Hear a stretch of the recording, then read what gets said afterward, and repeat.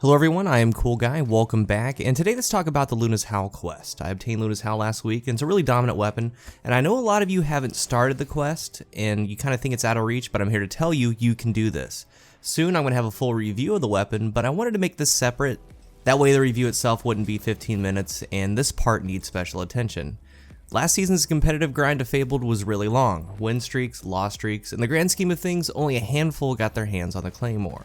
This season is a new start for comp, adding things like Clash and Control, a different leveling path with win streaks and not getting as punished for losing. You still get punished, but not near as bad. The Luna's Howl has several steps to it on a scale of 1 to 100, with 100 being very hard and 1 being very easy. I would say that the last season's Redrix was at 100, and Luna's Howl quest is around 40, 45, 50. That accounts for stress level, the quest itself. The quest itself for Luna's Howl can be done in a lot of different ways, and that's what we're going to be talking about today, my journey and the routes I see to obtain it. So let's go over the quest.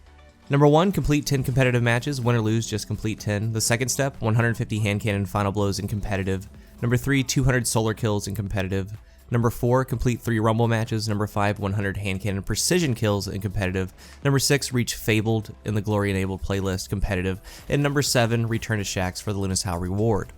All of that can sound really daunting to some of you guys, and as my friends and I were doing this, we went different routes in obtaining it. I think that everyone would agree that if you have a full stack of 4, it's easier to win games than in going in solo. Let's establish that first. For this quest, I probably did 33% full team, 33% duo, and 33% I went in solo. Everyone's going to be different. But there are different paths you can take for this reward. It took me about 68 games. I won about 55 and lost about 13 from start to finish.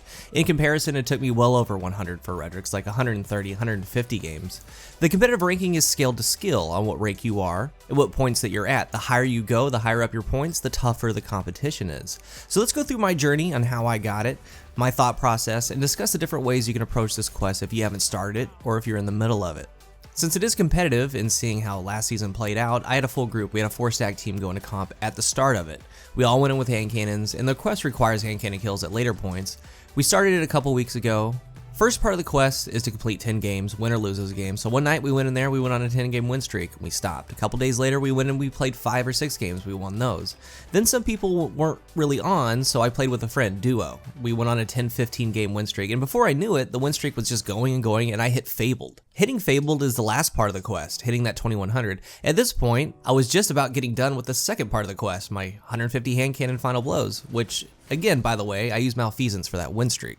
So I hit Fabled, and once you start getting into Fabled, the amount of Luna's Howls you see starts getting greater and greater. And one thing I want to tell you about that weapon is that when someone locks onto you and has a really good shot, you don't stand a chance a lot of the time. You can still outshoot them, but if you're going against a really great player, it requires them to miss. You just need them to miss. The TTK difference is just simply faster. This is where it gets interesting. I hit Fabled, and then I started on my solar kills. Lucky enough, the last element I put on my inaugural address was solar, and in hindsight, that's unlucky for my enemies. And then I started chipping away at that 250 solar kills. And again, I did a lot of this solo. Now the reason for that is the other players I was playing with, they were getting close to 2100. They decided to go in solo to work on their solar kills, their hand cannon final blows.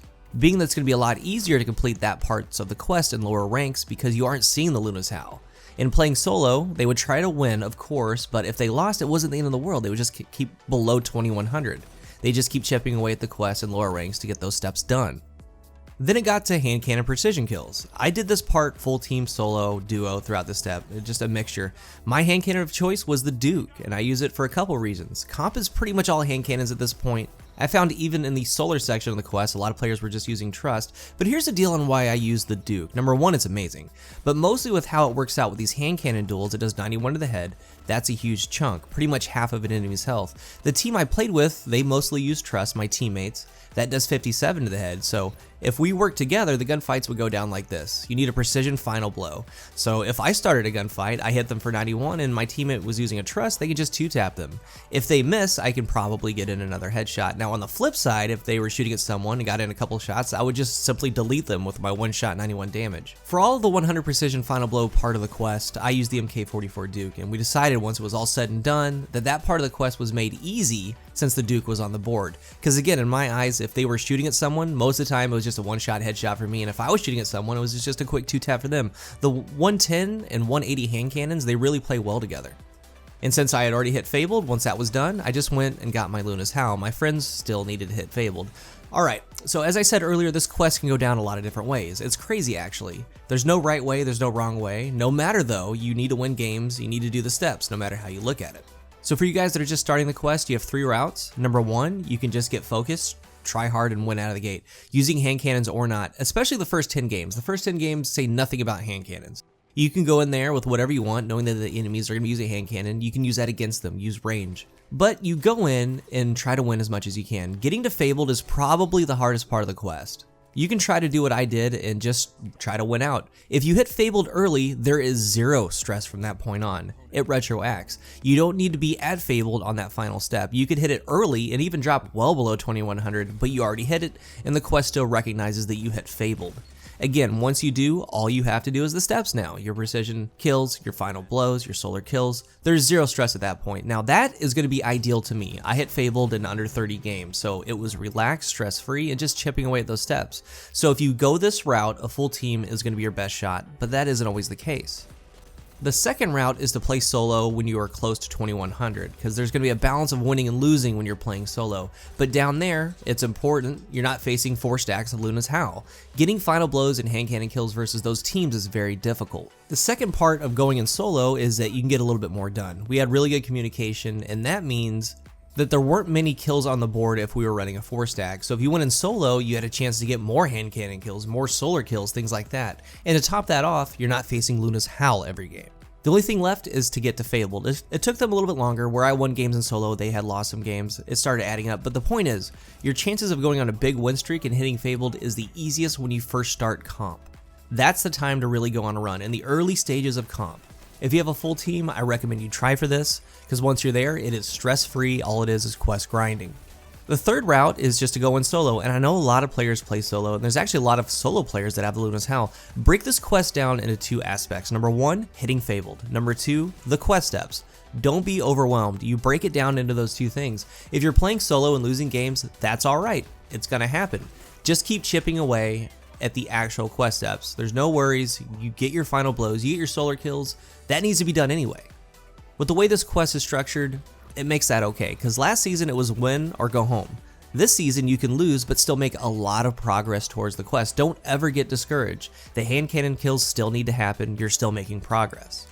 You're then going to come to a point where you need to hit Fabled. If you're losing games but still have all the quest steps done, you can switch off a hand cannon at that point. You can switch to a Vigilance Wing, a Bygones, use that range to your advantage versus the hand cannon users. And if you do get to that point where all you need is Fabled, even though you've been playing solo, it might be time to search for help, enlist some help. Sometimes all you need is a couple people to communicate with. Most of the time, that's usually the defining factor.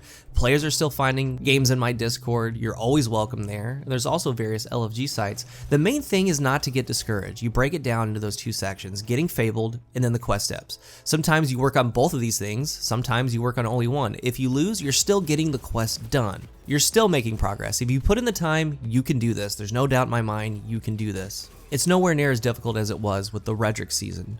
So the review of the Luna's Howl is going to be coming out soon. I'm really excited to dig into it. It's a very special hand cannon, and it's probably going to be around until Destiny 3 starts, guaranteed. Currently, it's the best 1v1 weapon in the game. So let's talk about all of this in the comment section, and guys and gals that have done this, give your tips down in the comment section as well. Let's get this done. Thank you guys for watching, and until the next one, I am CoolGuy.